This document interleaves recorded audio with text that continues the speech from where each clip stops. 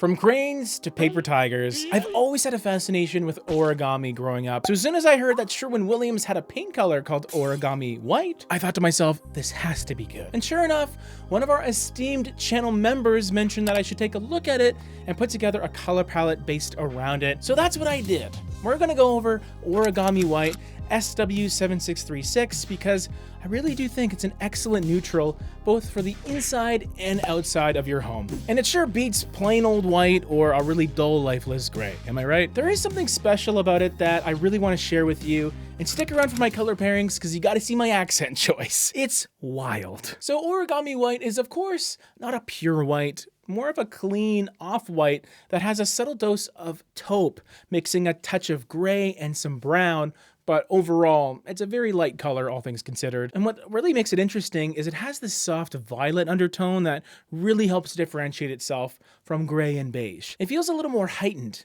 It's kind of gentle, kind of like origami itself. I mean, when I folded paper as a kid, it was usually a very shoddy aircraft that would typically nosedive as soon as I threw it. Not nearly as sophisticated. Now, whenever we talk about how light a color is, we usually try and define it based on how much light it reflects. And the more light any color reflects, that tends to be a lighter looking color. So pretty much all of the major paint companies out there, Faro and Ball excluded, advertises a 0 to 100 percentage of light reflectance value. And just to give you some context, usually much darker colors approach 0, and the lighter colors are closer to 100. Origami White specifically has a 76 LRV, which means, you guessed it, 76% of the light that hits it is reflected back off of it. And to be completely honest, a lot of people would say that this is a good number because the lighter, the better in your home. The only time that becomes an issue though is if your color is too light, it starts to feel a little less like a color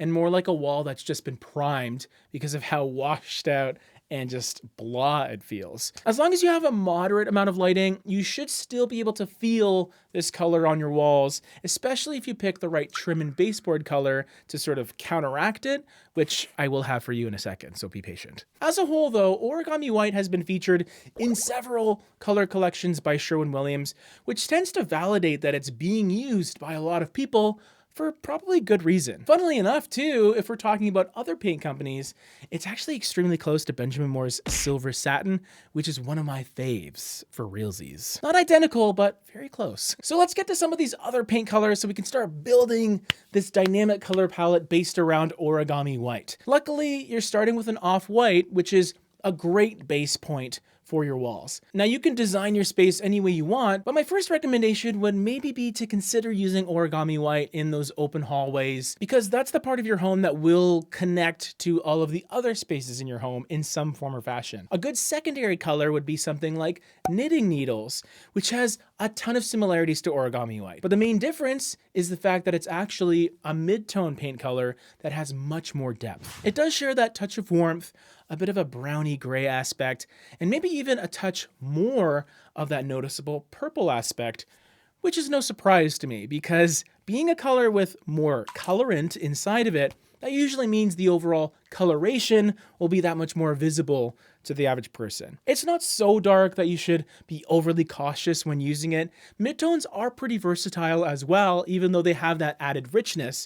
In fact, I would almost prefer knitting needles in those brighter parts of your home because it will feel nice and settled with that added illumination. You could think of it as the darker version of Origami White, although that isn't exactly the case. It's a little earthier, a little more gray, but a fine choice nonetheless. The next color is a favorite of mine. It's called Retreat, which is a soft, darker, cool green. You could almost interpret it as a slate green, sort of a slate gray green mix, but definitely has a green hue, and that's kind of why I picked it. What's also nice is it'll bounce off of the touch of purple in the other two colors in a really beautiful way. It's not necessarily complementary, but close. It's a fairly deep color as well, sitting at a 21 LRV, so I would normally call it the accent choice in other palettes, but that prestigious title is reserved for the next color. And here it is, the correctly titled Chartreuse. Now, believe it or not, this has snuck into the Color Trends palettes by Sherwin-Williams for the past 2 years. And it is what it is. Chartreuse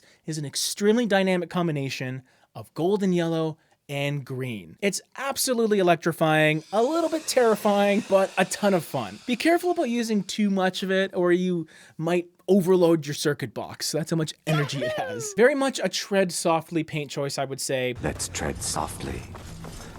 But if you use it in small pockets, maybe in the form of your accessories, or maybe not even in paint form necessarily, but in some fabrics, artwork, little pieces here and there, this is a paint color that will really punch through the other choices and will be very eye-catching and definitely a conversation starter. Sort of a postmodern kind of vibe, really. Definitely not a bedroom color. Absolutely not. But man, oh man, is this an exciting choice. Let's get back to reality a little bit with our trim colors, which are extremely important to get right, because your baseboards and your frames just do that. They frame the overall picture of your design. Now, because Origami White is already a fairly bright color to begin with, you do want a white baseboard color that will still look nice and clean and crisp, so you'll be able to differentiate your trim from your walls. You don't always want them to sort of just blend into one another. And for this palette, I'm a big fan of Extra White. It's clean and classy, but not really over the top with how bright it is, which is nice. And if you wanted an alternative trim and woodwork color choice on the dark side, you could go with